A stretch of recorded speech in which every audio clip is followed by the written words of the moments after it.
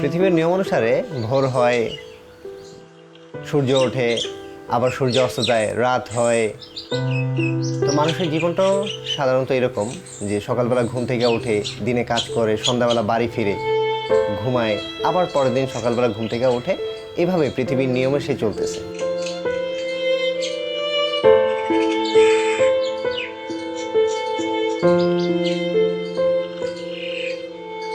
মানুষের জীবনে কিছু না কিছু তো লক্ষ্য থাকে, তবে আমার জীবনে এরকম কোনো লক্ষ্যই ছিল না। আমি কি করব বা কি করব না সেটা নিয়ে আমার কোনো মাথা ব্যথাই ছিল না। আমি জীবনের প্রথম ধাক্কাটাই যখন আমার গ্র্যাজুয়েশন শেষ হয়, তখন আসলে আমি কি করব সেটা আমি বুঝে উঠতে পারতেছিলাম না। কারণ গ্র্যাজুয়েশন শেষ হয়ে গেছে, এখন আর বসে থাকাটা আসলে আমার পক্ষে, আমার নিজের কাছে সমীচীন মনে হয়নি। পরবর্তীতে আমি বিভিন্ন লক্ষ্য খুঁজতে থাকি যে আসলে আমি কি করতে পারি বা আমার ভিতরে কি আছে সেটা আমি নিজেকে আবিষ্কার করা শুরু করি।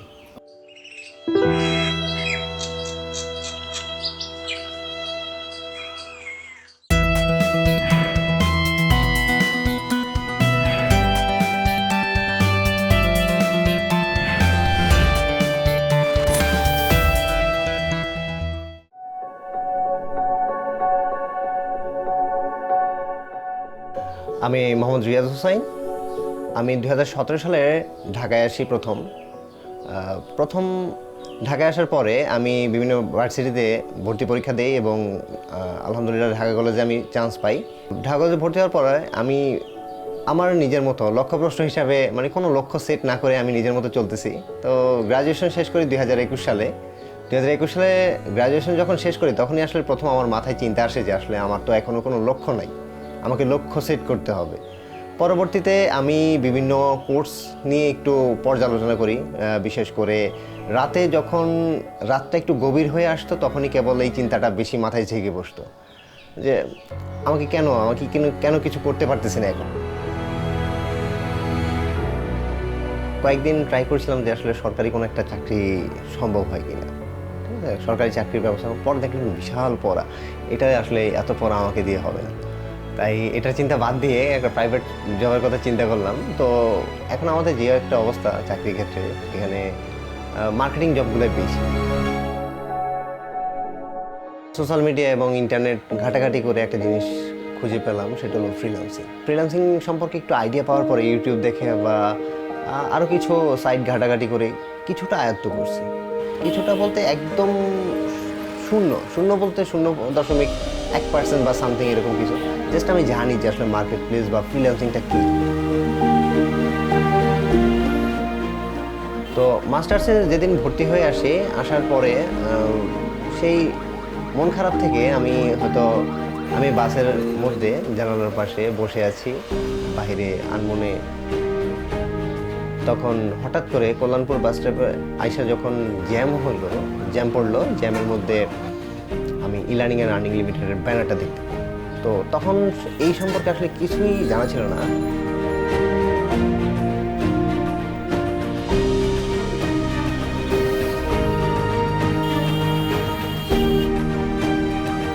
পরবর্তীতে রাত্রেবেলা আইসা যখন আমি এটা করলাম, একটু রিসার্চ করলাম এই ব্যাপারে, ই-লার্নিং অ্যান্ড আর্নিং লিমিটেড, তখন তাদের ওয়েবসাইট পেলাম।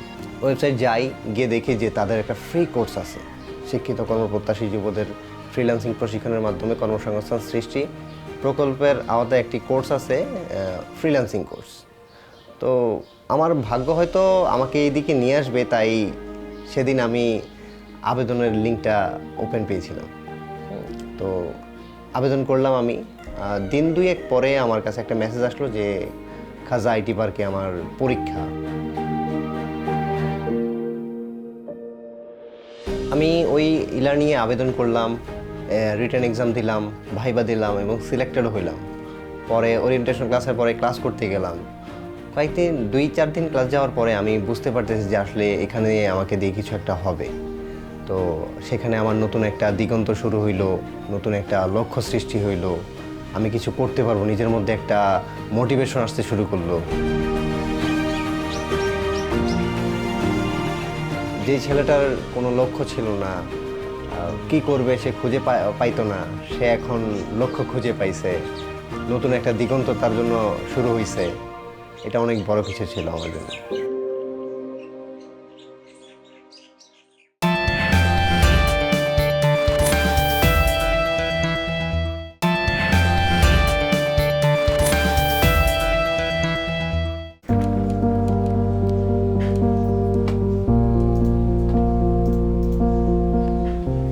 আমি আহসান হাবিব আশিক। সবার জীবনে আপস অ্যান্ড ডাউনস থাকে, তো আমার লাইফে সম্ভবত ডাউনসই বেশি ছিল। আমি স্কুল লাইফ শুরু আমার টঙ্গী থেকেই। ন্যাশনাল প্রি ক্যাডেট হাই স্কুলে আমার ক্লাস 8 পর্যন্ত পড়া। তারপরে হচ্ছে এখানেই টঙ্গীতেই শহীদ স্কুলে আমি 9-এ ভর্তি হই। যখন এসএসসি শেষ হলো, আমি ইন্টারে ভর্তি হব না ডিপ্লোমা করব এটা নিয়ে খুব কনফিউজ ছিলাম। তো তখন চিন্তা করলাম যে ইন্টার পড়তে গেলে আমাকে প্রাইভেট পড়তে হবে, এতগুলা সাবজেক্ট। তখন আমি চিন্তা করলাম যে আমি ডিপ্লোমা নিয়ে পড়াশোনা করি। ডিপ্লোমা শেষ হওয়ার ঠিক আগ মুহূর্তে আমার মাথায় একটা টেনশন ছিল যে আমাকে অবশ্যই একটা চাকরি নিতে হবে। তখন আমার পরিবারের উপার্জন শুধু আমার বাবা ছিল। ফ্রেশারদের কেউ আসলে চাকরি দেয় না। তখন আমি অনলাইনে কিছু জায়গায় অ্যাপ্লাই করেছি, যে মানে সব জায়গা থেকে বাধা, ফ্রেশার নিবে না, এক্সপিরিয়েন্স ছাড়া চাকরি পাওয়া যাবে না, বা লোক নিচ্ছে না। আর পরিচিতরা বলছে যে জানাবো। যেহেতু ছেলে, আমি বড় ছেলে, আমার উপরে একটু দায়িত্বটা বেশি ছিল। তখন আমি ভাবতাম যে কী করব, চাকরি হচ্ছে না, আবার সংসারের খরচ। একদিন আমার আব্বু বললো যে ঠিক আছে, তাহলে আমি আমার অফিসে আমি ডাইরেক্টরের সাথে কথা বলবো, যদি তোমাকে নেয় দেখি কি বলে। তো বলা যে ঠিক আছে বলো। তখন সে ডাইরেক্টরের সাথে আলোচনা করলো যে আমার এরকম ছেলে ডিপ্লোমা করছে, ওর কি একটা চাকরি দেওয়া যায় কিনা। তো একদিন আমাকে ইন্টারভিউর জন্য ডাকাইলো, আমি গেলাম। তো আমাকে জিজ্ঞাসা করলো যে এরকম কী পড়াশোনা করছো, কোথায় করছো। তো আমি সব কিছু বলার পড়লো যে ঠিক আছে তুমি নেক্সট মান্থ থেকে জয়েন করো। তো 2 মাস 12 ঘন্টা ডিউটি করার পরে পরবর্তীতে আমাকে শিফটিং ডিউটি দেওয়া হলো একজনের সাথে। তো শিফটিং ডিউটিতে আমার এরকম 1 মাস চলে গেল, আর জেনারেল 2 মাস, 3 মাস চলে গেল। 3 মাস যাওয়ার পরে হঠাৎ পহেলা বৈশাখের দিন ড্রিল মেশিন দিয়ে ড্রিল করতেছিলাম, কিন্তু ড্রিল হচ্ছে না। ড্রিল না হওয়ার পরে আমার যে ইলেকট্রিশিয়ান ছিল সে কী করলো, হাতুড়ি দিয়ে তার কাটা মারতেছিল পিলারের ভিতরে। আমি সাইডে দাঁড়ানো, আমার হাতে হচ্ছে সুইচ বোর্ড। তো কিছু ঢুকানোর পরে সে হাত ছেড়ে দিল, হাত ছেড়া জোরে একটা বাড়ি দিল হাতুড়ির ভিতরে। তখন তার কাটাটা ডাইরেক্ট স্লিপ করে আসে আমার মানে মুহূর্তের ভিতরে কিছু বোঝার আগে আমার ডান চোখে ঢুকে গেল। মানে কি হলো তখন এত কিছু সেন্স নাই, জাস্ট আমি আমার হাতের সুইচ বোর্ডটা পড়ে গেল, আমি জাস্ট একটা মাথাতে চক্কর দিলাম, চোখটা হাতে নিলাম, দেখলাম আমার তার কাটা বাঁচতেছে। তখন মাথা কিছু সেন্স কাজ করে নাই, আমি জাস্ট তার কাটাটা বের করে দিয়ে চোখটা হাতে দিয়ে আমি একটা চিল্লাম যে কী হলো, কী করবো কিছু বোঝা হচ্ছিল না। জাস্ট আমি চোখে একটু পানি দিলাম, দেখলাম যে এরকম রক্ত বাইরে বেয়ে পড়তেছে। ঠিক আছে, তো আমাকে একজন টিস্যু দিল, যে টিস্যুতে চাপ দিয়ে ধরো। টিস্যুতে চাপ দিয়ে ধরলাম। তো আমার আব্বু তখন অফিসে ছিল, আমার আব্বুকে জানানো হলো। পরালা অফিস থেকে একটা গাড়ি দিল, আমাকে নিয়ে গেল হচ্ছে উত্তরাতে। তো আমি একটা প্রাইভেট হসপিটালে গেলাম। প্রাইভেট হসপিটালে বললো যে ওর রেটিনার পর্দাটা ছিঁড়ে যাচ্ছে, এটা ইমার্জেন্সি, যদি অপারেশন না করেন তাহলে রেটিনার পর্দাটা ছিঁড়ে যাবে, আরও পুরোটা সরে যাবে। তো যাই হোক, অবস্থা একটু খারাপ ছিল। তো আব্বু কিছু টাকা ম্যানেজ করে অপারেশনটা করলো। ট্রিটমেন্ট চলাকালীনই আমার মানে আর্থিক অবস্থা আরও খারাপ হতে যাচ্ছিল। টঙ্গী বাজারে আমার ভাই এক দোকানে ঢোকাই দিল, সেটা হচ্ছে প্রিন্টিং প্রেসের দোকান।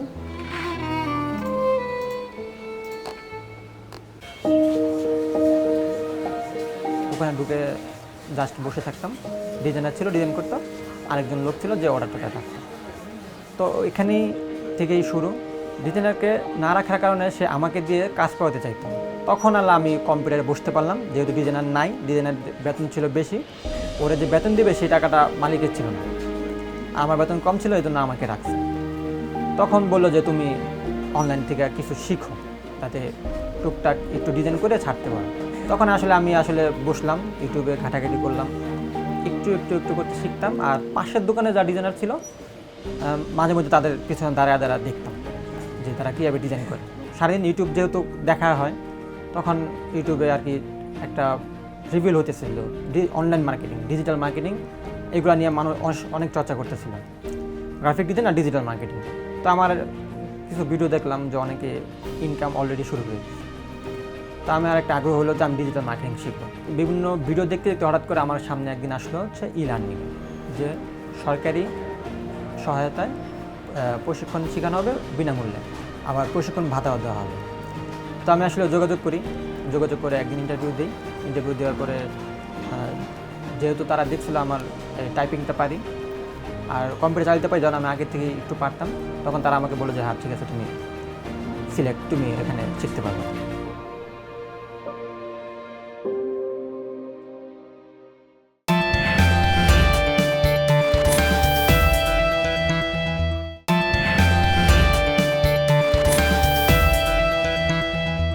কিন্তু দেখবেন মেইন কিওয়ার্ড যেটা বাংলাদেশে আমি কিন্তু মেইন এই কিওয়ার্ডটা কি কিন্তু আছে কিনা, আছে। That's it. এটা নিয়ে আমি কাজ করলি আমার সার্চ ভলিউম কিন্তু 8200 মতো কাজ করবে।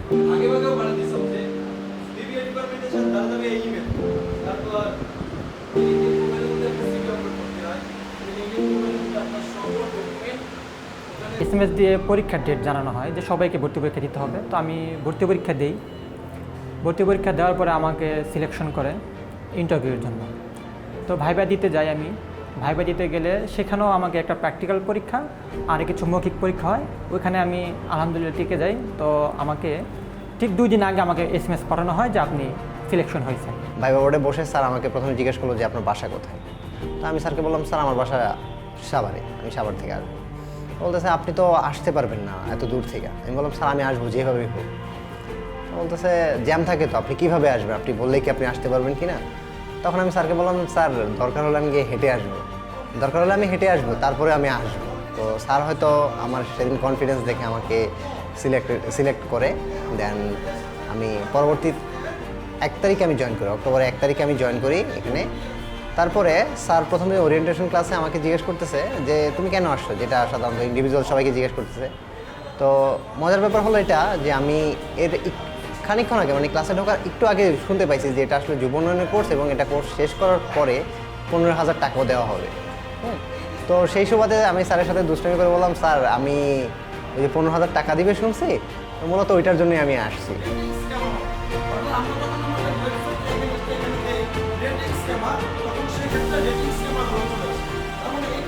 আমি 8 ঘন্টা এখানে ক্লাস করতাম, ক্লাস করে বাসায় যেতে যেতে আমার 9টা বাজতো। এমন একটা অবস্থা ছিল আমি ল্যাপটপ ওপেন করতাম এবং আমি ফ্রেশ হইতাম।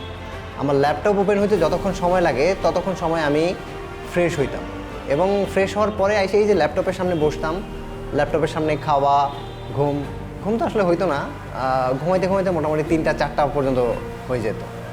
দেন আবার পরের দিন সকালবেলা 6টা বাজে ঘুম থেকে উঠে আবার ক্লাসে আসে। যেহেতু আমার ঘুমটা রাত্রেবেলা কম হইতো, দেখা গেছে 2 থেকে 3 ঘন্টা আবার সর্বোচ্চ 4 ঘন্টা ঘুম হইতো।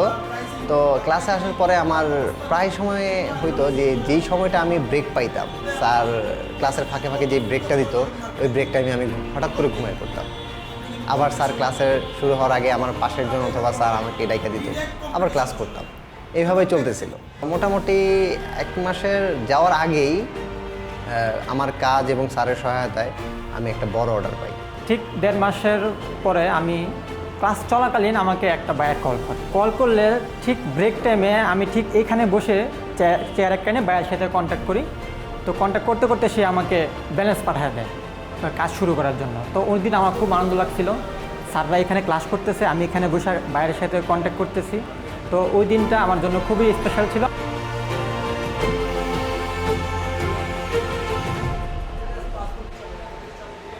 ফেসবুকের প্রমোশন ছিল, পেজ প্রমোশন বাইরের ইউএসের একটা ক্লায়েন্ট ছিল, $20 7 দিন কাজ করে দিতে হচ্ছে, অর্গানিক প্রমোশন।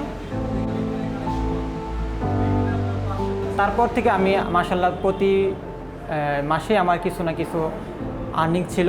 আর এখন আমি আসলে আমাকে 1 সপ্তাহের ভিতর আমি 1-2টা ক্লায়েন্ট পেয়ে যাই নতুন অর্ডার করে। তো ফেসবুকটা থেকে আমার শুরু। এখন আমি ফেসবুক, ইনস্টাগ্রাম, টিকটক আর এখন বর্তমানে ইউটিউব নিয়ে কাজ করতেছি। প্রথম যে আমি $10 অর্ডারটা পাই, অর্ডারটা পাওয়ার পরে আমার কনফিডেন্স বেড়ে গেছে।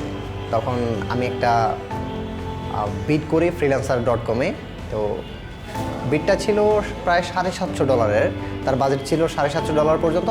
তো আমি বিট করি $500 পর্যন্ত। তো বাইরের সাথে প্রায় কমিউনিকেট করি প্রায় 2 ঘন্টার মতো।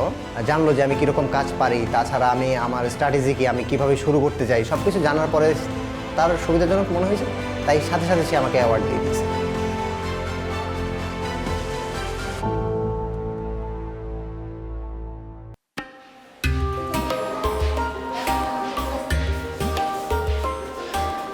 ই-লার্নিংয়ে আমার 3 মাসের কোর্স ছিল ডিজিটাল মার্কেটিংয়ের উপরে।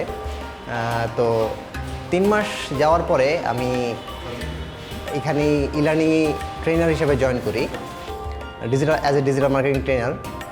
তারপরে এখন বর্তমানে এছাড়াও ট্রেনার হিসেবে ছাড়াও আমার প্রায় $5,700 মতো ইনকাম গত এক বছরে। ডিজিটাল মার্কেটিংয়ে ঢোকার পর থেকে এই পর্যন্ত অলমোস্ট $3,000 প্লাস আর্নিং হয়েছে আমার। এই লার্নিংয়ে আসার আগে আমি কাজ করতাম ওয়ান টাইম, বাইরে আমাকে কাজ দিত, আমি প্রপারলি দিতে পারতাম না, আর ক্লায়েন্ট আমাকে একবারই কাজ দিত, দ্বিতীয়বার কাজ দিত না। তো এখানে আসার পর থেকে ক্লায়েন্টের কমিউনিকেশন, একটা ব্র্যান্ড প্রমোশন করা, আর একটা বাইরের কাছ থেকে আরও কীভাবে সার্ভিস দেওয়া যায়, আর কী কী জিনিস দেওয়া যায়, এটা আসলে এখানে না আসলে আমার শেখা হইতো না। এখন আমি একটা বায়ারকে দ্বিতীয়বার পুনরায় আমি এখন বায়ারকে কাজ নিতে পারি এবং তাকে ওই অনুযায়ী সার্ভিসটা দিতে পারি, যেটা আমার আসলে ই-লার্নিংয়ে না আসলে আমার পক্ষে সম্ভব হতো না। প্রাপ্তির শেষ নেই, কারণ এখন থেকে আমি ডিজিটাল মার্কেটিং প্রফেশনে আসি, একজন নিজে সফল ফ্রিল্যান্সার। তো এই সব কিছুই আসলে ই-লার্নিংয়ের দেওয়া। ই-লার্নিংয়ে যদি না আসতাম তাহলে হয়তো আমি এখানে থাকতাম, অন্য কোথাও থাকতাম। বাট এই যে লাইফটা আছে বর্তমানে আছে, ই-লার্নিংয়ে আমাকে দিয়েছে, সেটা অনেক ভালো একটা অপরচুনিটি। আমার ফ্যামিলি যেরকম চাইছে যে আমি বাসায় বসে কাজ করব অথবা কোনো একটা জায়গায় কোনো কায়িক পরিশ্রম ছাড়া, সেই সুযোগটা আমাকে ই-লার্নিং করে দিয়েছে।